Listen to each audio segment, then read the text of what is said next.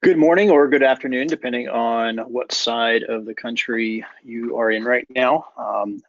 My name is Tim Hines. I'm the Executive Director of the University Economic Development Association, and I'm really happy that you can join us on this webinar that talks a little bit about the benefits and highlights of the Innovation and Economic Prosperity Designation Program.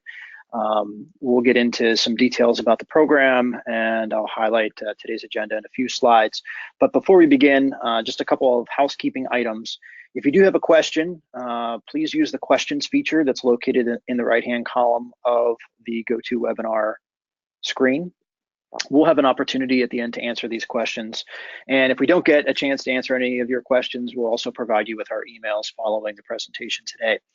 If for some reason you are having any technical difficulties, you can use the chat feature in the right-hand column and directly reach me, and I'll be able to try to help diagnose any situations you might be having. Everyone on the presentation today will be on mute except for our presenters, and then today's webinar also is being recorded. That link will be sent to you via email over the next day or so. So look for that. If you do need to reference it, that will come directly through a link in your email. Feel free to share that with other colleagues within your entity, and we look forward to engaging as many people in the IEP program as possible. So with that, we'll get started, and I'll introduce one of our speakers today. You've already met one of them, which is myself. The other one is Jason Jolly. Dr. Jolly is an associate professor of rural economic development at Ohio University. And Ohio University is one of the designated IEP institutions. So Jason will talk a little bit about that today. And Jason also serves on the board of directors of the UEDA, and we're happy that he can join us today. And he'll unmute himself in a few slides and go into some of the details of the IEP program a little bit later. But to talk about our webinar today, first we're going to talk a little bit about what UEDA Plus is. UEDA Plus is a new program, and we want to share with you a little bit about what that means. We're going to talk about what the IEP designation is and why it's important, and then what you can expect from the process, and then how you can get started. If you're not familiar with the IEP designation, this will be a good introduction, but it's a well-respected designation program that is new to UEDA. The program itself is not new, but it is new to UEDA, and we're thrilled that we can offer that as a result of our partnership with the Association of Public and Land-Grant Universities. So with that, we'll start with what UEDA Plus is. UEDA Plus is our affinity program within UEDA.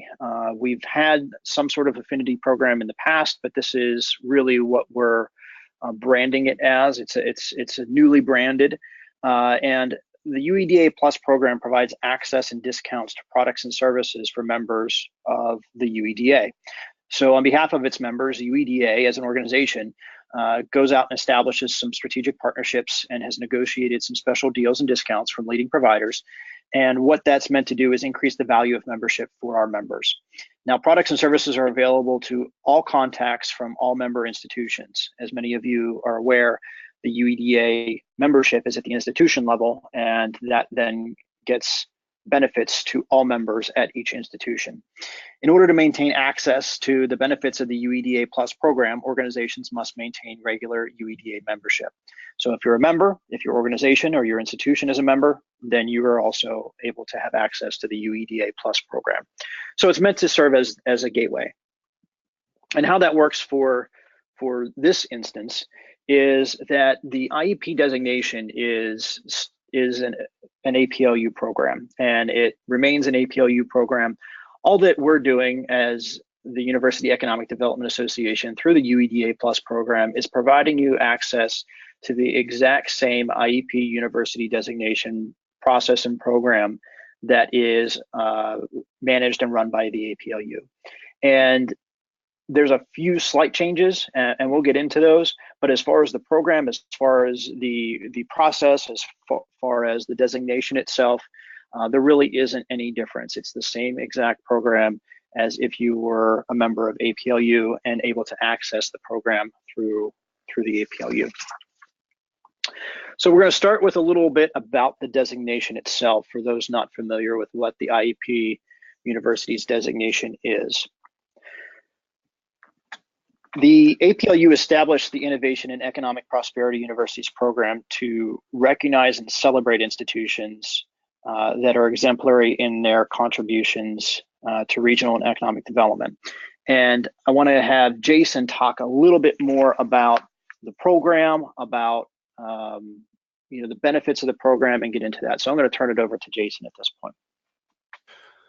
Thank you, Tim. So as Tim said, my name is Jason Jolly, and I'm Associate Professor of Rural Economic Development here at Ohio University.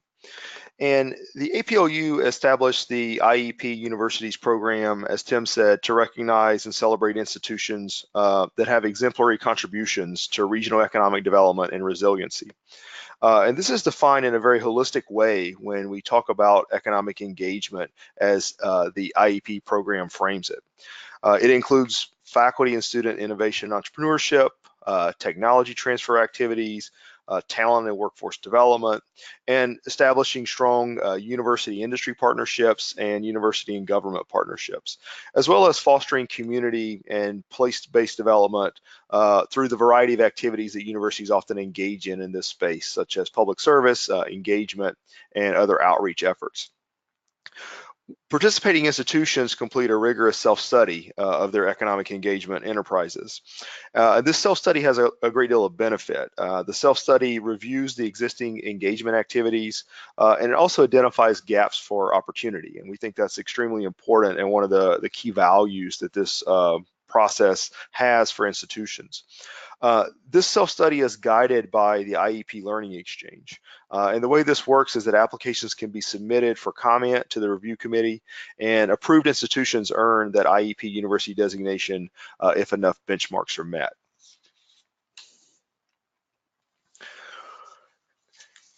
And here is this is a snapshot of universities that hold the IEP designation. Since the program's inception in 2013, over 60 universities have earned the Innovation and Economic Prosperities Universities designation. As you can see here from the logos of these universities, they vary a great deal in terms of size and region, the types of communities they serve, and their student population. So we have everything from land-grant universities to public rural universities that are not land grants, to public urban universities, and again, expands the whole country. And so we also want to say that many of these designees completed their application process at different paces as well. Some were a little slower in moving through the process, getting reviews, etc. Others moved through at a more rapid pace.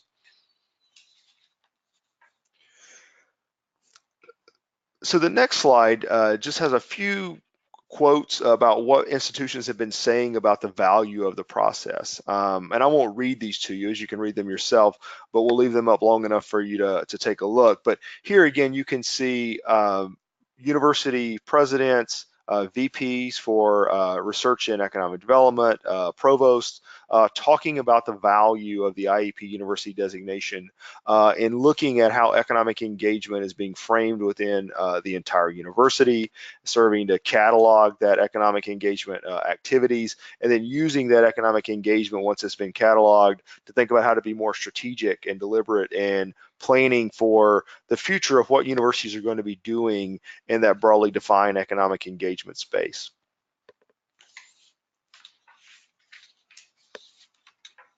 So let's talk a little bit about why the designation is important, both to internal stakeholders as well as your external stakeholders.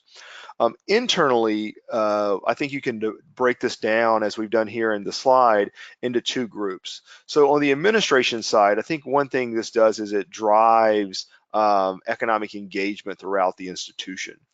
This recognition that economic engagement is broadly defined as we have it through this designation can really permeate all of the aspects of the university. So it can be everything from student engagement, some of the applied learning activities that students do, business practices of the university, certainly traditional tech transfer and other kinds of activities that universities engage in, as well as establishing workforce and innovation kind of talent and place-based activities that administrations may be engaging in from an internal perspective. Folks like me are over more on the practitioner side, in the sense that we're really working as economic engagement units here. For example, this is what I do in the Voinovich School at Ohio University. So I'm engaged as an associate professor of rural economic development and helping rural communities in Appalachian Ohio and throughout the state look for opportunities to find new economic growth areas, to mitigate things like the decline in the coal economy. And so all of those kinds of activities, I'm able to tap into the network that we have through UEDA. And actually, I'm sort of jumping ahead, that's on the next slide, but tap into that network of practitioners. And I'm also able to catalog the work that I'm doing, identify where we think we have some competitive advantages in that space, and to really cross-collaborate with other practitioners across the university. So they're able to understand what I'm doing, I'm able to better understand what they're doing, and this process drives everything really towards a repository of all of the practitioner-based activities that the university is doing. It helps us then in identifying gaps and areas of improvement as we have gone through the certification process here at Ohio University. And it also helps us look at maybe areas of where we're duplicating efforts, and sometimes that can be streamlined as well. So I did jump ahead a little bit on that last slide, but one other benefit, if we start with thinking about the benefits to practitioners, is being connected to this learning exchange, where I can really identify for the work that I do best practices at other universities, and I can connect with my peers in other places. So I can talk with folks at Kansas State or at Virginia Tech about what are they doing to work in rural communities in their respective states, and how are they taking some of the best practices that have come through the work that that people have been doing and putting together their portfolio for the IEP designation, and then carrying that forward to inform their best practices and their works. So really, from a practitioner perspective, you're tapping into a new network of national professionals working in economic development. Again, I'm talking to you because I'm the presenter about the type of work that I do, but other people who are working in other spaces in the university, for example, tech transfer, can likewise tap into the network and tap into their colleagues working in that space. One other benefit that this has externally is you're able to attend CICEP, which is the Commission on Innovation, Competitiveness, and Economic Prosperity's summer meeting that APLU holds. And this is really sort of the who's who and the place to be to learn about best practices in this broadly defined areas of economic engagement. And so you're able to attend that at the APLU member rate, and that's a real benefit as well.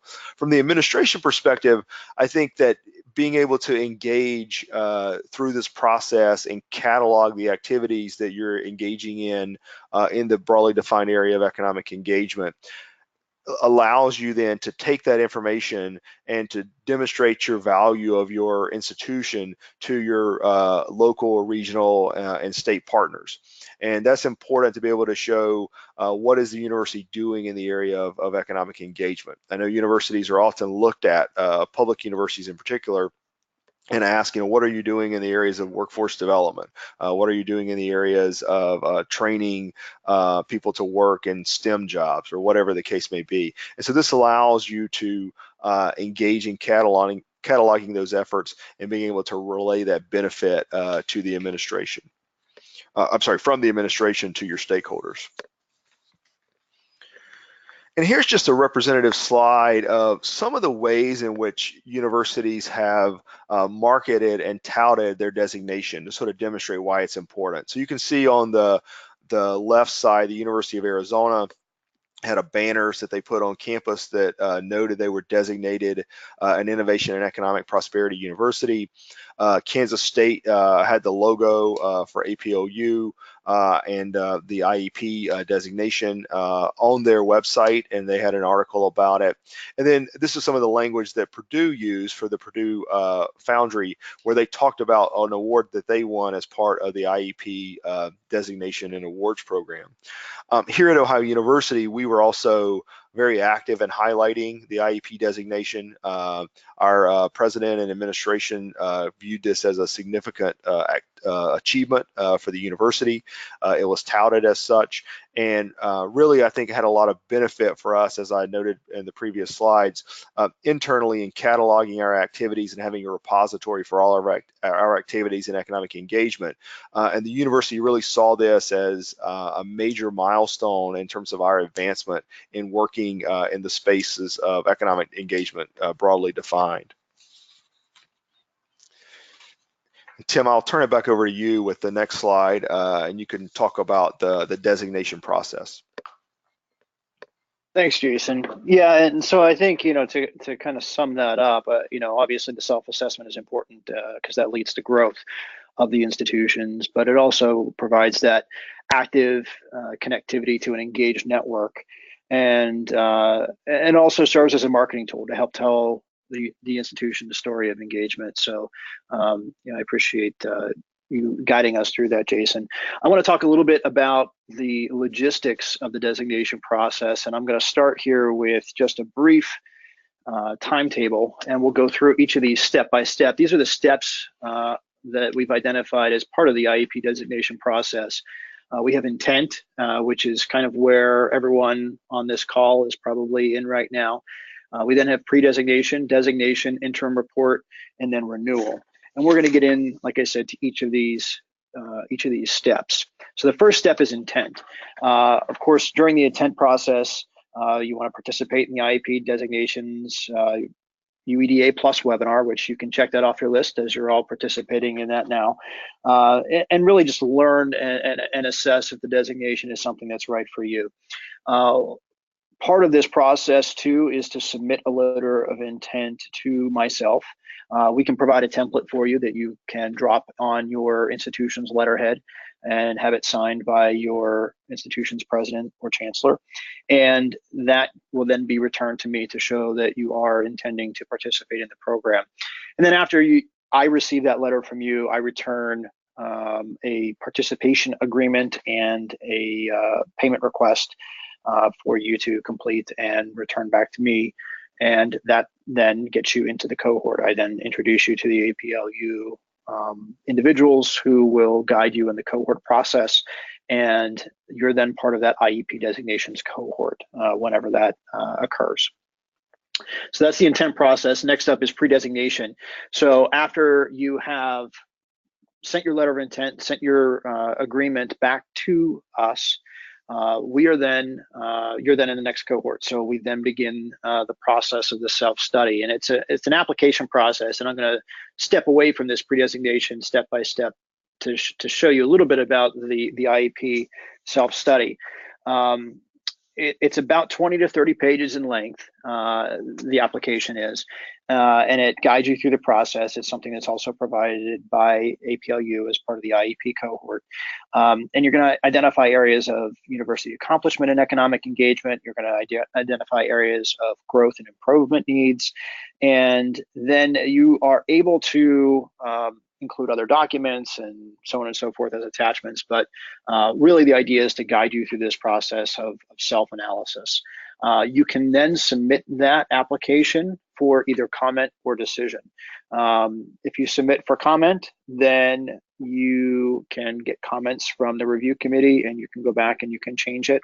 If you submit for this designation, you can then hopefully get designated as a part of the process. So it behooves you to start the process early. You do have 3 years to go through that process, but it's good to start early so that you can perhaps submit for comment. And then if you do submit for comment, or you don't receive designation, you have to wait 2 submission cycles before you can submit again. So it does behoove you to start early, to submit early, to submit often, to submit for comment, get feedback, and then receive the designation.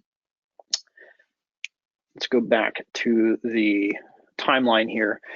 So obviously I spoke a little bit about the self-study for comment or designation. And then from this step forward, you do have the opportunity to attend the APLU SciSep summer meeting, where there's dedicated agenda time specifically for the IEP cohorts. And they talk about the IEP process, they talk about advances in economic engagement, and it really is beneficial to the overall learning process. And another thing that's very beneficial is the participation in the IEP Learning Exchange, which are folks from those 60 organizations that have already received the designation, as well as fellow cohort members, to all engage and connect within this learning exchange and share information throughout the process. The next step is designation. So the first thing you do there is celebrate after you've received the designation. And that's where your clock starts. So consider that day zero. There's going to be an interim report and a renewal report, and I'm going to talk about specific timelines for those. And it's all related back to whenever you actually receive designation. So that's when your clock starts. We will recognize any new designees at the annual summit. And then those who receive the designation can then apply for the IEP awards program. And you can even participate in that program if you were a previous designee. You don't have to do it immediately after, but it will be a separate awards program from UEDA's Awards of Excellence, since this is at the institution level.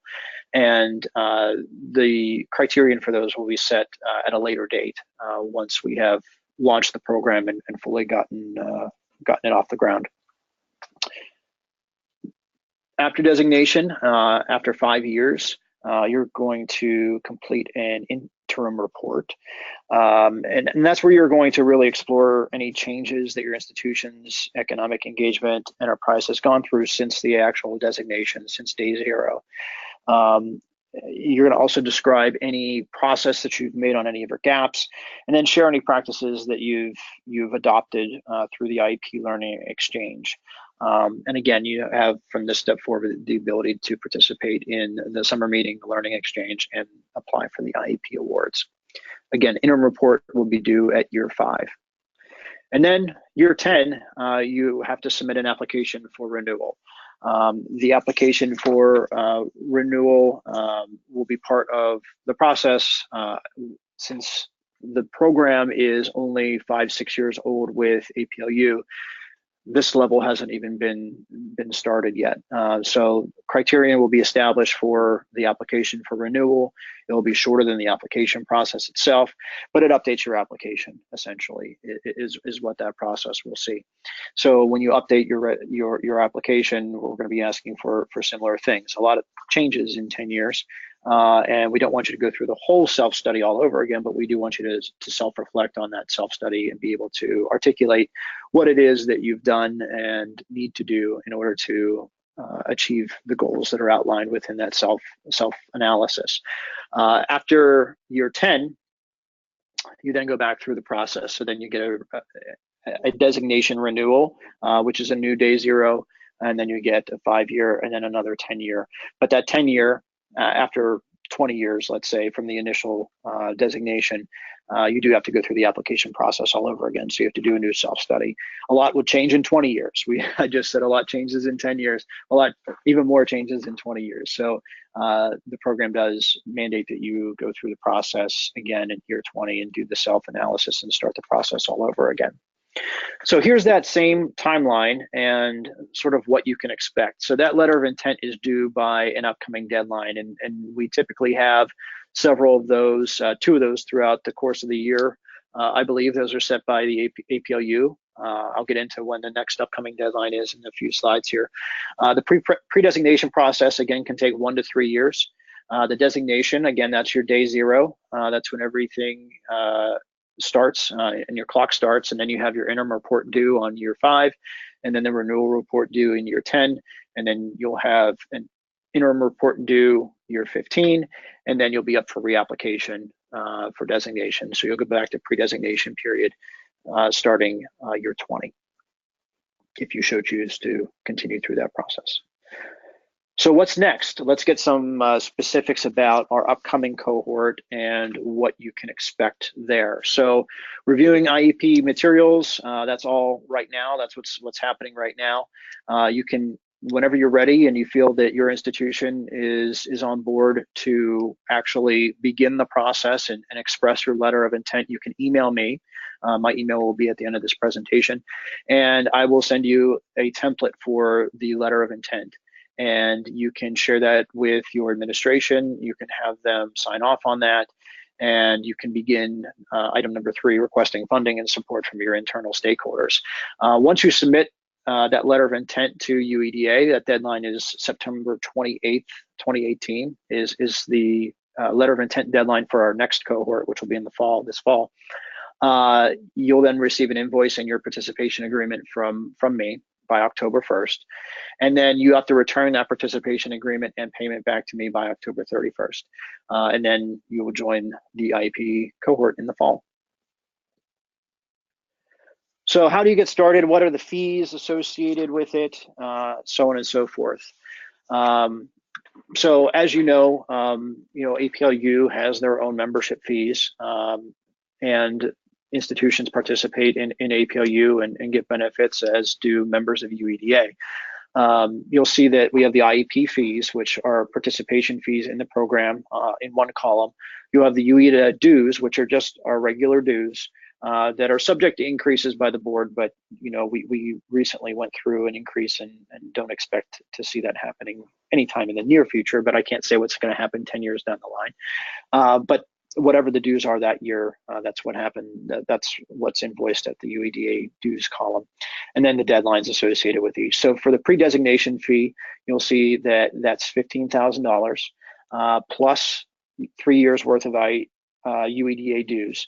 And that's to cover that 3-year period, that pre-designation period, just to collect that up front. So 2 years down the line, we're not worrying if you're a member or not. We're collecting that all up front. Your dues and your membership then will be good for 3 years. So that's all submitted along with your membership agreement. So that actually locks you into any dues increases or anything like that. That locks you in for 3 years at that rate. And it's actually a little bit of a discount since you're paying it all together. Then after that 3-year period, you of course get your designation, hopefully as part of the process. And from that day 1 or day 0, let's say, you then are on the clock. And there's an annual engagement fee due every January of $1,000, and that really pays for participation in the IEP learning exchange, so on and so forth. And that's also will be due along with your regular UEDA membership dues, which you have to keep up with in order to maintain access to the program. Following that, there's a 5-year interim report due, because that does have some other additional review processes that need to occur. There's a $5,000 fee associated with that. That's in place of your annual engagement fee. So the 5-year interim report replaces your annual engagement fee of $1,000. So that's $5,000 plus the annual dues for UEDA. Then there's a 10-year renewal, which is $10,000 plus your dues for UEDA. And then you start back after that renewal process is accepted back at the annual engagement fee, and so on throughout the process. Now we do have enrollment fee discounts that are located at the bottom of your screen. So less than 5,000 students or any 2-year institution is a 50% discount off the IEP fees. And then any medium institutions, 5 to 10K, are at a 25% discount. You just need to let me know, and I'll verify that information that you qualify for any of those discounts, and we'll make sure that that's part of your fee structure. So with that, I want to open it up to any questions. Again, if you are interested in receiving the letter of intent, you can take my email down if you don't have it already. Again, if you do have any questions, please use the questions box that's located in the GoToWebinar control panel, and we'll be happy to answer any questions that you might have. I'm going to start with one which asks, does UEDA Plus provide other benefits beyond the IEP program? And the answer to that is yes. We have a number of benefits that we will be unrolling. You can access now. Some are engagements, consultant engagements with consultants to help you gain access to the federal government. We have other consultants that are involved in that. We have technology that's part of that. And we're going to be rolling that out more significantly. You'll see that at our annual summit coming up this October. So now's a good plug for our annual summit. If you haven't registered already, make sure you do so. It's in Milwaukee, Wisconsin this year. We've got author Dr. Joseph Aoun presenting on Robot Proof, his book Robot Proof, which is preparing how higher ed institutions should be preparing their students for joining a workforce that's going to be a lot focused and centered around artificial intelligence. So interesting studies going on with that. So it's going to be a great conference. More information can be found at uedaannualsummit.org. And it's going to take place October 21st to the 24th. And I know that Shaylin Jyotishi, who is from APLU, is listening in on the call. He will be there and be able to answer any more detailed questions that you might have about the IEP designation process. We'll have some interesting ways that you can engage with Shaylin and learn more about the IEP designation. And of course, you'll not make this year's cohort, but maybe if you're thinking about it for a future cohort, that would be a good opportunity to talk and discuss your particular situation with Shaylin. The second question here is, I'm going to ask Jason to unmute himself and provide an answer to, and that is, how do universities sell this program, the IEP designation, to institutional leadership? Maybe, Jason, you can talk a little bit about your experience at Ohio University and how your leadership got engaged with the process. Okay, thank you, Tim. So certainly, this can be a big lift for someone on the practitioner side. One of the things that ways that I think you can sell it is you're clearly connecting to best practice and expertise at other universities, and that enhances your ability to deliver on the work that you're doing at your home institution. I also think because economic engagement is so broadly defined within the APLU framework, that there are many ways in which you can engage and sort of let's say catalog and aggregate the activities that you're doing to reflect this broadly defined mission of economic engagement. So, in the case of some of the work that we're doing here at Ohio University, some of this even reflected on the fact that we have a medical school here. We have an osteopathic school for DOs, and we're training physicians in multiple communities around the state to engage in primary care. And some of that is about our placement, our talent retention here in the state of Ohio, and the fact that we're training folks here in Athens, which is in Appalachia, as well as in the Columbus metro market and in the Cleveland metro market. So that looking at that as a way in which we're enhancing talent and medical innovation, and that has economic effects within the state as a whole. That was one of the things that we put into our application when we applied, and it was also in part of our awards application for one of the APLU awards. So I think thinking about economic engagement broadly defined and being able to sell that upward to let folks know that there are clearly core activities that universities engage in economic development. Technology transfer, obviously educating students, and that's part of your workforce activities. But then there are other things that universities are doing that may not immediately be thought of as being economic engagement, but they certainly are, because you're enhancing the place, you're training and retaining talent, and you're basically selling the impact of the university, not just in conventional economic impact measurements, but in other ways to your stakeholders. So I think having a mechanism to do that is what the IEP University's designation provides. It brings together disparate stakeholders across the university with one vision of selling, of aggregating the data, creating a repository, and then selling the university's activities. And that can have huge value, and whom you're selling to is going to be different. But in the case of university administrators, certainly they want to sell to their board of trustees, or board of governors, depending on how they're governed. They want to be able to sell to key legislators, key other elected officials, maybe in a region. And they also want to be able to sort of sell to their alumni base and to others as a way to show the value of the degree. So I think thinking broadly and holistically about what economic engagement means and being able to make that bucket as big as possible is one way in which you can sell that upward. And so, hey, there are a lot of things that we're doing here that really are reflective of ways in which we're influencing the communities around us, ways in which we're engaged in creating value. And let's aggregate all that up. And then let's put that in one place as a repository, and let's sell that and get some recognition for it. And certainly in our case, to be honest with all of the participants here, our university was already very active and interested and engaged in doing this. So I don't know that we had as big of a sell to have to do it here. Those of us like myself were thrilled that we were doing it, happy to participate. It showed value to the work that we were already doing. But I think it does have great value, and I'd be happy to chat with anyone offline who's thinking about doing this and share our experiences. And I know there are others as part of the UEDA network who could also talk about some of their experiences with the program.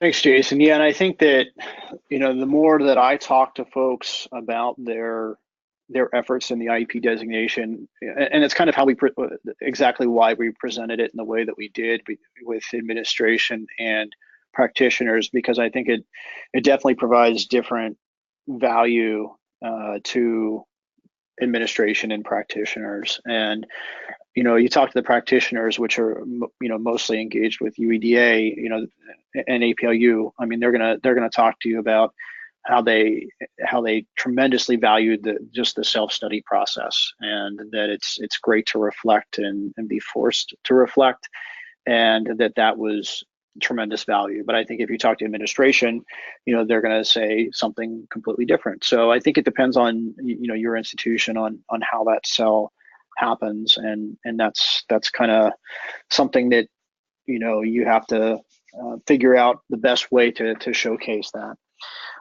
Another question that we have is, how often does the review committee review for comment or designation? And I'll take that one. That occurs 4 times annually. That typically occurs in February, May, August, and December. I didn't want to really get into a ton of detail. We want to make sure that you are familiar with the program itself first, but just for the sake of understanding how those cycles work, if you would submit for comment in February, you wouldn't be able to submit again until December. So you have to wait 2 cycles in order to submit again. So as you can see, if you do that, it tends to eat up some of the time of that 3-year period that you have in order to make the designation. And that kind of goes into another question that we had about how many institutions go through the designation process and don't receive designation. So in essence, we're talking about acceptance rates here.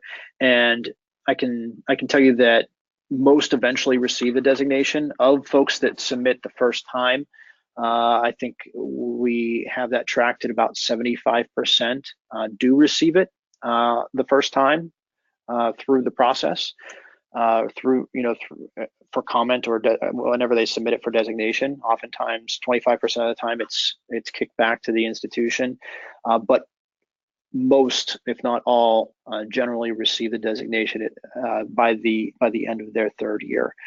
So as long as you start the process early, as long as you don't run into the issues of the clock and getting caught up there, you shouldn't have any problem in achieving the designation, as it's really designed, the program is really designed to help you succeed in the process. Again, I stress that so many folks mention the self-study as being so valuable to their to this whole entire designation process, and it's meant to help guide you through and help you to succeed, as is the learning exchange. That's why the learning exchange exists. That's why we submit for comment. The idea is to help institutions achieve that designation. It's not to be completely exclusive, but it is meant to show that there's a dedication by the institution to innovation and economic prosperity. Would you highlight some of the benefits again, so that we can overcome questions like, why should we do this as an institution? I think Jason just covered that in a little bit more detail, and you will receive the entire deck again in the next few days via email. So I don't know, Jason, anything you want to add as far as addressing the question, why should we do this as an institution? Well, I'm probably going to be somewhat repetitive, but again, I just think that thinking holistically and broadly about the work that you're doing in economic engagement, and then how could you maximize a splash from a marketing perspective that says, look, that we have been recognized as being, I'm going to use this word, on par with institutions such as, and you could go back to I'm not going to ask you, Tim, to go back and click the slide, but when we go back to the slides that we had that shows those peer institutions who hold this designation, and to be able to say to your stakeholders in your community, we hold the same designation that the University of Michigan holds. And I live in Ohio, but I'm not at Ohio State, so I guess I can say that about Michigan without anyone getting too mad at me. You know, the University of Michigan holds this designation, Arizona State holds this designation, Indiana University holds this designation. So these are some pretty prestigious universities, and to be able to say we have gone through the similar process, and we too have been recognized as having met a very rigorous criteria.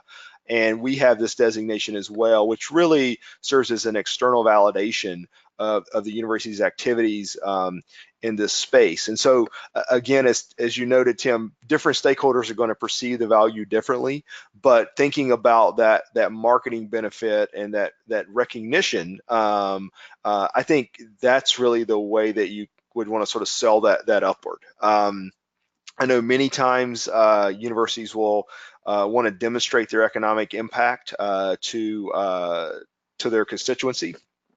I'm in the process right now of conducting an economic impact analysis for a small college in Ohio, and one of the ways they wanted to show their benefit was let's look at our economic benefit to the region, and that's certainly an important way to demonstrate your value. But I think this is another way that goes even beyond just those kinds of economic impact studies, to be able to say we've reflected on not just the monetary value, but the non-monetary value that we provide to you know, our students, our region, our stakeholders, and you know, I'm probably being repetitive here, but I think that has a lot of value. My contact information is on the webinar, so feel free to send me an email. I'd be happy to talk with, again, anyone offline about that, share our experiences. And I know, as Tim said, we have a lot of our board members on UEDA and others who are very active with the association that hold the designation, and I'm sure others will be happy to talk to you about, you know, about their unique experiences. So if you said, I think we're going to have a hard time selling this to person A within our university, you're probably not the first person who wanted to get some tips for how to overcome that, and we can connect you with the right folks at UEDA or even APLU to help you think about the best ways to approach that. Absolutely, and I think if memory serves, about a third of the UEDA board, their institutions have received the IEP designation. Many of those individuals, I believe, were also actively engaged in that process. So I think that's, you know, and that's another question that we have. You know, are there individuals that can be available to serve as a reference or answer any questions? Of course, Jason is one of those, and if you need additional, I'm more than happy to provide any connections. That's all about what my job is to provide those connections. So if there are any individuals that you would like to connect with, please reach out to me. I'm more than happy to connect you with other institutions, and yeah, I'm sure they can provide some detail about how they've not only sold the process, but also a little bit about their designation, how they went about handling the self-study, their involvement with the learning exchange, and so on and so forth. I'm more than happy to do that, both UEDA members as well as APLU members. But you know, I think that many of the folks on the call here today are probably UEDA members and looking to become engaged in the designation. The last question that I have, at least at this point, is can you provide some examples of how the report creation process looks like for many institutions? Does this involve collecting new data or primarily co-locating existing data? I'd like to know really just the amount of time and effort that's needed across the university to kind of head off any administrator's questions. So Jason, since you've gone through that process and I have not, Do you have any insight into that? I know you were more on the data collecting side of things, but do you have any information that you can share with us about that process? So I'll do my best to answer the question, and if I missed anything, Tim, you can remind me of any of this I may have missed. But I believe in our case, a lot of the data was already there. We're fortunate, I guess, in that we have some statewide programs that we administer, which require us to collect a lot of data for reporting. And so for us, much of this was about aggregating the data that we were already reporting it out in some way. So let's just collect it and let's just aggregate it up. So I think that will be fairly typical for many universities that have an economic engagement arm. So, an Office of Economic Development or some sort of Office of Outreach or Engagement, which is already maybe collecting metrics and data and stories and these kinds of things. Where I think there may be some need to collect primary data or data for the first time will be in thinking about that broad definition of economic engagement. So is there something that you're doing in the area, let's say, of talent and place that you think would be unique and would contribute to your application in some way to show we have this unique program where we're working to enhance, I don't know, let's just say something in the health area. You're working to enhance the training of nurses or people working to complete RN to BSN that are working in your local hospital, and your region has a healthcare cluster, and that's a way in which you're saying the university is playing a major role in economic engagement and workforce development to enhance what's going on in your community. And maybe that's a part of a narrative that you want to tell because you've created a unique degree program in that area. And again, it's in the health space, but you're really thinking about it from a workforce development perspective, and you want to tell that story. So that might be just an example of some place where you have to go out and collect data. But in our case, the data was largely there. It was more about compiling it. And then you need someone who can compile it that is versed enough to weave all this together in a pretty coherent narrative and be able to tell that story from all those disparate pieces. We were fortunate enough here at the university, we have someone who's really great at that. And, I guess people could approach it differently. From our perspective, we had someone who was located centrally in the office of the executive vice president and provost, who was able to go out and do that because that person was in a position within the organization to be able to reach out across the university. And I don't want to say compel people to submit the information, but you pay attention when you get an email from the provost office. So, that may be just a strategy as you think about putting this together. If you need pieces that you don't have within your own shop, making sure you're partnering with someone who can, one, tell the story, but also has a voice to be able to get people to get you the information in a timely fashion. That's great, Jason. Thank you. And I think it would be different for anyone. For each institution, it'll be different for each institution. I think a lot of times depends on how the institution's organized, where data and elements exist, and do you have that internal capacity to make that work, and how that self-study is able to be accomplished. So I think that's definitely an institution by institution case, and I'm more than willing, like I said, to connect you with similar institutions if you reach out to me and want to learn a little bit more or talk to another similar institution that has participated in the program. More than happy to serve as that connection to facilitate that meeting of the minds, and you can ask any more specific questions you might have with someone that might be at an institution that is similar in nature to your own. So, that said, I want to thank Jason for being on the call today. I really appreciate your leadership in this effort. Jason is, as part of our board of directors, is assisting us in the launch of this program to UEDA members, and it is a fantastic opportunity to to really recognize institutions at the institution level. I think UEDA has really done a fantastic job over its 40-year history of recognizing specific initiatives, and now we now, with partnership with APLU, have the opportunity to really recognize institutions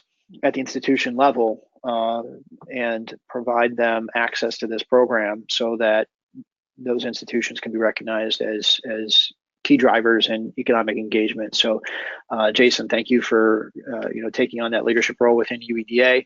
If you do have any other further questions, please feel free to contact Jason. The email address is there in front of you. Again, if you're interested in connecting with others, if you're interested in the letter of intent template, I do have a schedule of fees that I would be more than willing to send to institutions that highlight details of all of those fees, kind of what we shared today. Please feel free to email me. My email address, again, is on the screen, tim.hines@universityeda.org. And we're here to help. So we want to help you through the process. We want to help make sure that you decide if it's right for you and your institution. And even if that means having a conversation with some of the folks at your institution, we'd be more than happy to do that. Any questions? We look forward to continuing the conversation. Again, thank you, Jason, and we'll talk to you all soon. Thanks for participating today.